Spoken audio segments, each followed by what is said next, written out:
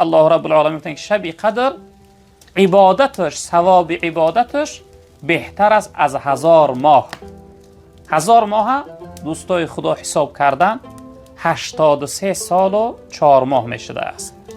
یعنی انسانی که شب قدر پیدا کرد و در شب قدر عبادت کرد، ثواب 83 سال و 4 ماه از یک شخص عبادتگر که این حیاتش در عبادت و بندگی خدا میگذران، ثواب ای را از خود میکرده است.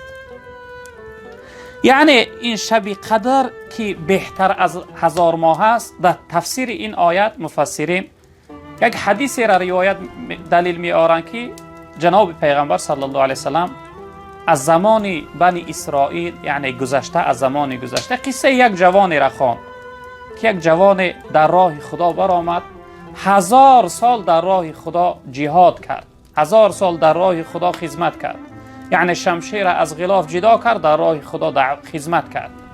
جناب پیغمبر وقتی این قصه را خواند بسیار خوش آمد و به دل یک آرزوی کرد، یک تمنای کرد که ای کاش که امتهای من هم عمری طولانی و دراز می داشتن که هزارهاست ماه یعنی در راه خدا چیکار میکردن؟ خدمت میکردن، در راه خدا یعنی عبادت میکردن، طاعت میکردن، بندگی میکردن.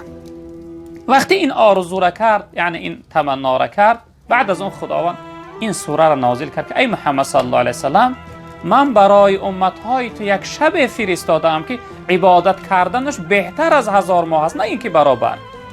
اون جوانی بنی اسرائیل 1000 ماه چیکار کرد؟ خدمت کرد، در راه خدا عبادت کرد، یعنی در دین خدا خدمت کرد. اما امتی تو اگر یک شب که شب زنده داری کنه، عبادت کنه، طاعت کنه، ذکر گویا، تلاوت قرآن داشته باشه، بهتر از اون خدمت 1000 ساله بنی اسرائیل است. رب العالمین گفتن لیلة القدر خیر من الف شهر، این شب قدر عبادتش بهتر است از 1000 ماه. برادر عزیز، این شب از این فرصت از دست ندهه. این فرصت والله فرصت طلایی است، یه هر شخصیت پیدا کرده نمیتوانه که بهتر از 1000 ماه است. تنزل الملائکه والروح فیها باذن ربهم من کل امر. اکنون در این شب اون یعنی خصوصیت و حکمتی که در این شب است، ملائکه های رحمت و همراهی، یعنی سردار اونها، راهنما و بهتر اونها که جبرئیل علیه السلام است، از آسمان پایان میشن. تنزل الملائکه و روح الامین جبرئیل علیه السلام است. فیها باذن ربهم من کل امر، هر کدام اونها به یک امر وابسته هستند، یعنی از جانب خدا اونها یعنی دستور شدن، مأمور شدن، امر کرده شدن به سوی زمین، یعنی به سوی یعنی دنیا پایان میشن این ملائکه های الهی. سلام هی حتی مطلع الفجر. برای انسان هایی که این شب زنده داری میکنن سلامتی هست، یعنی این شب سلامت است، شب قدر. و در شب قدر انسان ها از جانب خدا عذاب کرده نمیشوند، قهر غضب خدا با بالاشون نمی آید. و در شب قدر شیطان هم نمیتوانه که بیرون شود، چون که از همه سخت‌ترین و مصیبت‌ترین شب براش هست. شیطان نمیتوانه که مؤمن ها و مسلمان های عبادتگر ضرر زیان کنه، جن ها این چنین نمیتوانند. یعنی شب سلامتی است.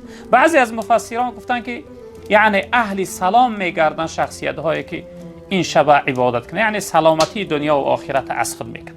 به هر صورت شب قدر شب سلامتی هست. برادران عزیز بزرگوار من، پیغمبر بزرگوار صلی الله علیه و سلم که هر انسانی که شب قدر شب زنده داری میکنه، یعنی عبادت میکنه، بیدار میسته، نماز میخونه، تلاوت قرآن میکنه، ذکر میگویه، توبه و استغفار داره، گریه و ناله میکنه، دعا میکنه، هر انسانی که این شب زنده داری میکنه، خداوند تمام گناه های گذشته او را مغفرت میکنه، میبخشه، او انسان از گناه پاکیزه میکنه.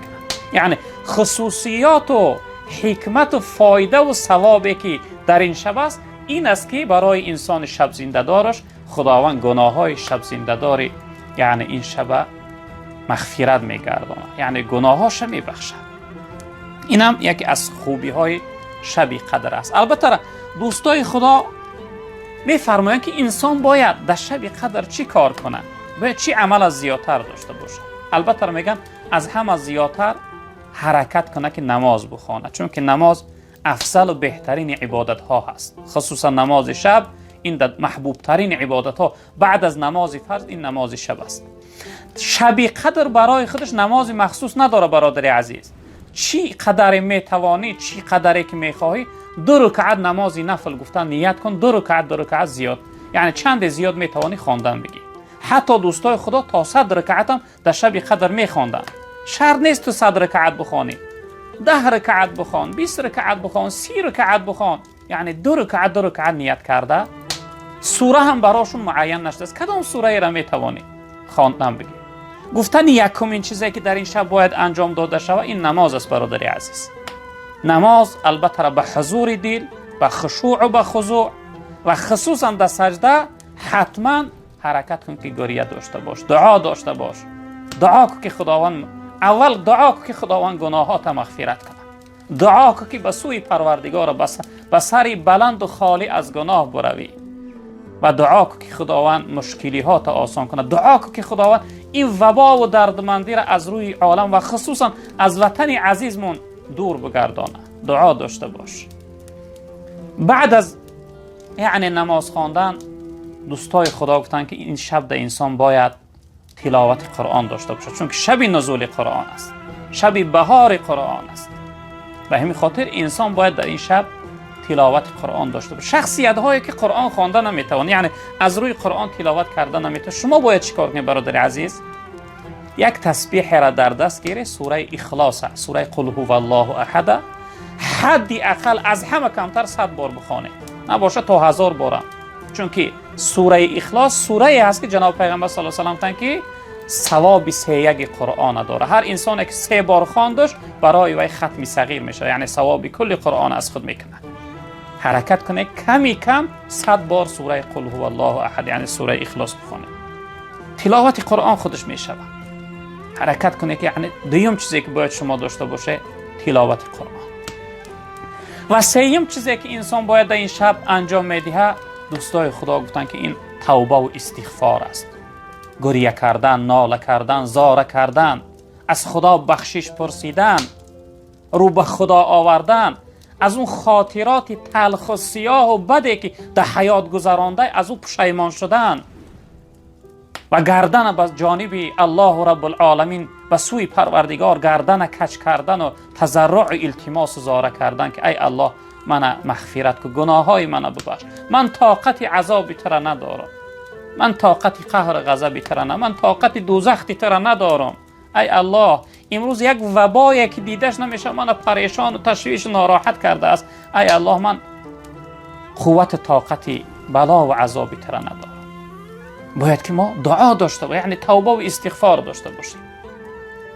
و دیگر این که دوستای خدا فرمودن که در این شب باید انسان انجام بده این خیر و سخاوت است برادری بزرگوار من. شخصیتی که دارنده هستی، شخصیتی که الله مال داده است، یعنی که آغوش مهربانی تا، بخشندگی تا، جوادی تا، سخاوتمندی تا در این شب کشاده بگردان برای بنده های یعنی محتاج و بنده های مسکین و نادار و کمبغل پروردگار. باید که مهربانی و سخاوتمندی تا در این شب باید یعنی که انجام دهی.